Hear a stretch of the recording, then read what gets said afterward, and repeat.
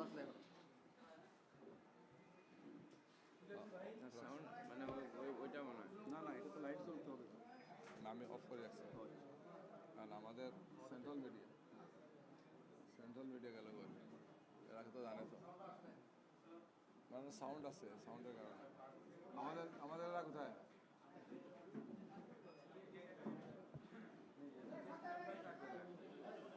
ভাই ঠিক আছে লাল ফলাই তো আছে না এটা আমাদের এটা কা এই রিটার্ন ভাই কোথায় সুইচ টিপ দিতে এই আমাদের এটা সেন্ট্রাল মিডিয়া আমাদের রাখো আছে এটা কা এইটা ঠিক আছে ভাই জি আসসালামু আলাইকুম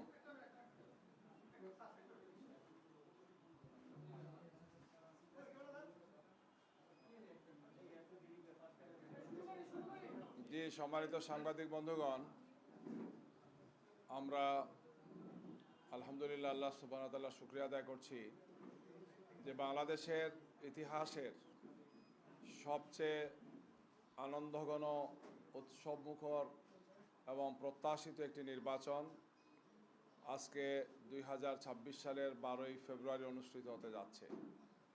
এখন থেকে প্রায় 3.25 ঘন্টা আগে এই নির্বাচনটি আরম্ভ হয়েছে, সকাল 7:30টায় আরম্ভ হয়েছে এবং টানা বিকেল 4টা পর্যন্ত অনুষ্ঠিত হবে ইনশাআল্লাহ। এই নির্বাচনে জাতি তার সমস্ত সন্তানদেরকে নিয়ে, জনগণকে নিয়ে, ভোটারদেরকে নিয়ে এই নির্বাচনে আমরা অংশগ্রহণের একটি চমৎকার পরিবেশ দেখতে পাচ্ছি, যেটি দেশব্যাপী একটি উৎসবে পরিণত হয়েছে। সরকারের পক্ষ থেকে এই নির্বাচনকে অর্থবহ করার জন্যে সাধারণ ছুটি ঘোষণা করা হয়েছে, আর এই কারণে জনগণ স্বতঃস্ফূর্তভাবে নির্বাচনে ভোট দেওয়ার জন্য স্ব ভোট কেন্দ্রে তাদের বাড়িতে গিয়েছেন, ভোট কেন্দ্রে উপস্থিত হয়েছেন। ভোট থেকেই আমরা আপনাদের মাধ্যমে, মিডিয়ার মাধ্যমে দেখলাম যে প্রায় সব জায়গাতেই একদম 7:30টার সময় বিপুল ভোটাররা, পুরুষ এবং মহিলা এবং বিশেষ করে যুবক তরুণরা ভোটের জন্যে ভোট কেন্দ্রের সামনে এসে তারা সুন্দর সারিবদ্ধভাবে দাঁড়িয়েছেন। এটি গুরুত্বপূর্ণ একটি ভোট এই কারণেই যে এখানে ত্রয়োদশ জাতীয় সংসদের 300 জন 299 জন প্রার্থী এখন আছেন। একটি আসনে স্থগিত আছে, শেরপুর, তিনি আপনারা জানেন। বাকি 299টিতেই ভোট অনুষ্ঠিত হচ্ছে, অর্থাৎ 299 জন সংসদ সদস্য আমরা আশা করছি যে আজকে রাত্রে অথবা আগামীকালকের মধ্যে আমরা নামটি পেয়ে যাব। একই সাথে একটি গণভোট অনুষ্ঠিত হচ্ছে, যে গণভোটের মাধ্যমে বাংলাদেশের ইতিহাসের সবচেয়ে গুরুত্বপূর্ণ একটি সংস্কারের প্রস্তাব পাশ হবে ইনশাআল্লাহ। আমরা গণভোট যুক্ত হোক, আমরা সেই প্রত্যাশা করছি, জনগণকে আমরা সেই আহ্বান জানিয়েছি এবং আমরা মনে করি যে নতুন বাংলাদেশের জন্যে, ফ্যাসিবাদ মুক্ত বাংলাদেশের জন্যে, একটি কল্যাণকর রাষ্ট্র ব্যবস্থা প্রতিষ্ঠার জন্যে এই গণভোট বিজয়ী হওয়া, ভোট বিজয়ী হওয়া অপরিহার্য বিষয়। এবং জনগণ আমাদের দৃঢ় বিশ্বাস যে তারা জাতীয় সংসদ নির্বাচনের সাথে এর পাশাপাশি গণভোটকেও তারা ভোটে বিজয়ী করবেন গিয়ে। প্রিয় বন্ধুগণ, ইতিমধ্যে আমাদের সম্মানিত নেতৃবৃন্দ, জাতীয় নেতৃবৃন্দ তাদের ভোটাধিকার প্রয়োগ করেছেন। আমাদের সম্মানিত আমিরে জামাত ডাক্তার শফিকুর রহমান 15 নম্বর আসনে মণিপুরী উচ্চ বিদ্যালয়ের কেন্দ্রে তিনি গিয়ে ভোট দিয়েছেন। সকাল 8:30টার মধ্যেই তিনি সেখানে গিয়েছেন এবং পর্যায়ক্রমে সেই আসনের বিভিন্ন সেন্টারগুলোতে তিনি ভোটারদের খোঁজখবর নিচ্ছেন, আমাদের এজেন্টদের খোঁজখবর নিচ্ছেন এবং সংশ্লিষ্ট যারা আছেন তাদের সাথে তিনি মত বিনিময় করছেন। সাংবাদিক বন্ধুদেরকেও তিনি একাধিক জায়গাতে তিনি কথা বলেছেন সাংবাদিকদের সাথে। আমাদের সম্মানিত 3 জন নায়েবে আমির, ডাক্তার সৈয়দ আবদুল্লাহ মোহাম্মদ তাহের, প্রফেসর মুজিবুর রহমান এবং ATM মাজহারুল ইসলাম, তারাও তাদের স্ব কেন্দ্রে ভোট দিয়েছেন। আমাদের ডাক্তার আবদুল্লাহ মোহাম্মদ তাহের ভাই কুমিল্লা 11-তে 14 গ্রামে তিনি ভোট দিয়েছেন। প্রফেসর মুজিবুর রহমান রাজশাহীতে দিয়েছেন গোদাগাড়িতে, ATM মাজহারুল ইসলাম রংপুরে তার আসনে দিয়েছেন। আমাদের সেক্রেটারি জেনারেল প্রফেসর মিয়া গোলাম পরওয়ার, তিনি খুলনা 5-এ তার আসনে তিনি দিয়েছেন। এছাড়া আমাদের অন্যান্য নেতৃবৃন্দ যারা আছেন, মৌলানা রফিকুল ইসলাম খান সিরাজগঞ্জে, তারপরে ডক্টর HM হামিদুর রহমান আজাদ কক্সবাজারে তিনি ভোট দিয়েছেন। অন্যান্য দায়িত্বশীল যারা আছেন, আমাদের 2 সিটি আমির, ঢাকা উত্তরের সিটি আমির জনাব সেলিম উদ্দিন, তিনি সিলেটের 6 নম্বর আসন গোলাপগঞ্জ এবং বিয়ানীবাজারে তিনি ভোট দিয়েছেন। ঢাকা মহানগর দক্ষিণের আমির নুরুল ইসলাম বুলবুল চাঁপাইনবাবগঞ্জে তিনি ভোট দিয়েছেন। এইভাবে সব দায়িত্বশীলই আমরা খোঁজখবর নিয়েছি, তারা তাদের ভোটাধিকার প্রয়োগ করেছেন এবং স্ব আসনে ভোটারদের সাথে মত বিনিময় করছেন। সেখানে তারা সংবাদপত্রের এবং মিডিয়ার দায়িত্বশীল যারা আছেন তাদের সাথে তারা কথা বলেছেন। অন্যান্য জাতীয় নেতৃবৃন্দ আমরা দেখলাম তারা ভোট দিয়েছেন, কথা বলেছেন। আমাদের সম্মানিত প্রধান উপদেষ্টা তিনিও ভোট দিয়ে কথা বলছেন, সিইসি কথা বলেছেন, অন্যান্য জাতীয় নেতৃবৃন্দ ভোটাধিকার প্রয়োগ করেছেন। সব দিক বিবেচনায় এখন পর্যন্ত মনে হচ্ছে যে আলহামদুলিল্লাহ যে স্বতঃস্ফূর্তভাবে এবং বিপুল উৎসাহ উদ্দীপনার সাথে ব্যাপক সংখ্যক মানুষের উপস্থিতিতে সাম্প্রতিক সময়ের ইতিহাসে গত 1.5 যুগের মধ্যে সবচেয়ে বেশি একটি উৎসবমুখর পরিবেশে আমরা ভোট দিচ্ছি, ভোট দেওয়া হচ্ছে। ভোটের এই অনুষ্ঠানটি আমরা দেখছি, যেটি আমাদের নতুন প্রজন্মের জন্যে সম্পূর্ণ একটি নতুন ইতিহাস। তারা ভোট না দেওয়াটাই দেখেছেন, ভোট জালিয়াতি দেখেছেন, ভোটার উপস্থিতি হয় না এমন ভোট দেখেছেন, বিনা ভোটে পাস দেখেছেন, রাতের ভোট দেখেছেন, আমি আর ডামি দেখেছেন। আর এবারই প্রথম একটি সুন্দর উৎসবমুখর, আনন্দমুখর, আনন্দঘন পরিবেশে অনেকটা ফেস্টিভ্যাল মুডে ভোট হয়, জনগণ অংশগ্রহণ করে, সেটি আমাদের জেনজিরা, আমাদের মা এবং বোনেরা সহ বিপুল সংখ্যক ভোটাররা প্রত্যক্ষ করছেন। আমরা দেশবাসীকে আহ্বান জানাই, ভোটারদেরকে আহ্বান জানাই যে দ্রুততম সময়ের মধ্যে সবাই ভোট কেন্দ্রে এসে তারা তাদের ভোটাধিকার প্রয়োগ করবেন এবং আগামীর বাংলাদেশের জন্যে সৎ, দক্ষ, যোগ্য নেতৃত্ব নির্বাচনের জন্যে তারা তাদের সেই ভোটাধিকার প্রয়োগের মধ্যে সেই দায়িত্বটি তারা পালন করবেন। প্রিয় সাংবাদিক বন্ধুগণ, এরপরেও কিছু কিছু জায়গাতে আমাদের দুঃখজনকভাবে আমরা বিভিন্ন রিপোর্ট পেয়েছি। যে সমস্ত রিপোর্টগুলো আমরা পেয়েছি সেই সমস্ত আপনাদের সামনে পর্যায়ক্রমে উপস্থাপন করছি। এর মধ্যে বরিশালের ভোলাতে ব্যাপকভাবে আপনারা জানেন গতকালকে আমাদের উপর হামলা হয়েছে, আমাদের নেতাকর্মীদের উপর হামলা হয়েছে, আমাদের এজেন্টদেরকে কাজ করতে দেওয়া হয় নাই। তারা যখন এজেন্টের কাগজপত্র রেডি করছিলেন সেখানে সংঘাত হয়েছে। আজকে আমরা খবর নিয়েছি যে বলা 2 আসন যেটা সেখানে সংঘাত হচ্ছে এবং অনেকগুলো সেন্টারে সন্ত্রাসীরা মারাত্মক ধরনের তাণ্ডব করছে গিয়ে।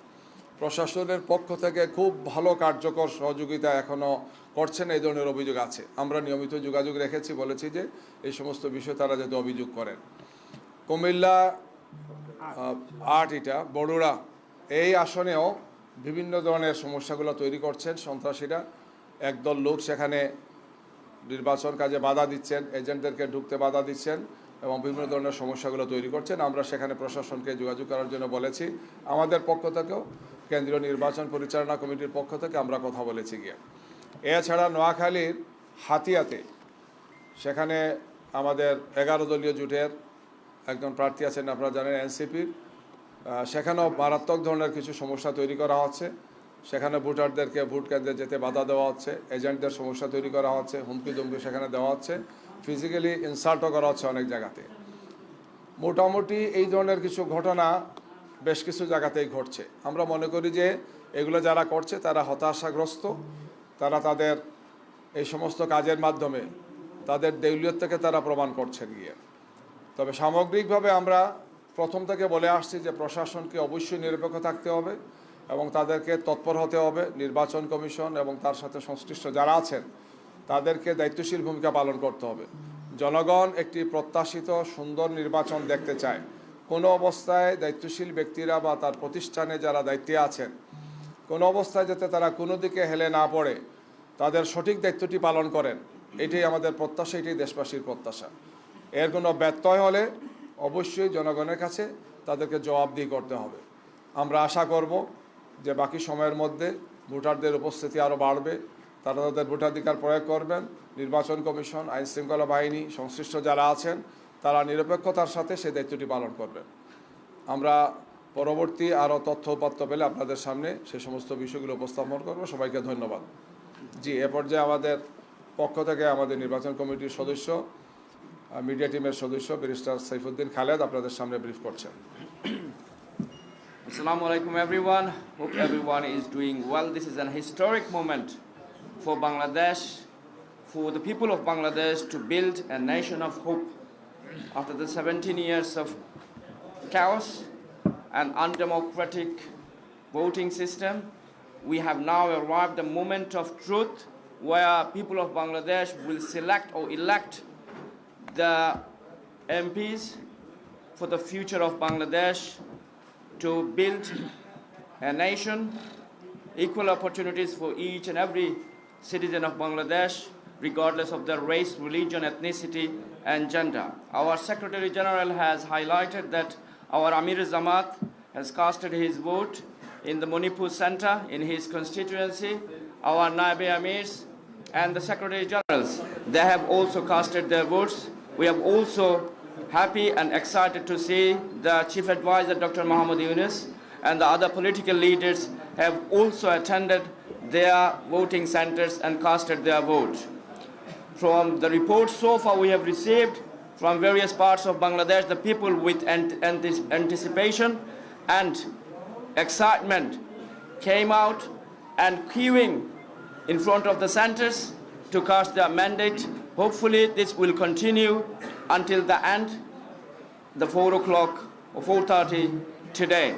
And if the people of Bangladesh turns out in their millions, the obstacles, the problems will go away. This is what we form the view of. Of course, our Assistant Secretary General Ahsan al-Mahfouz Jubair highlighted the issues of attacks, agents, intimidation, and all sorts of various sorts of obstacles. We have got report in the Vula 2, Kumilla 8, and Hatia. We will inform you any other issues we receive from the ground. We will continue to brief you in due course. I wish you all best of luck once again. Thank you. Thank you so much. জি আপনাদেরকে ধন্যবাদ।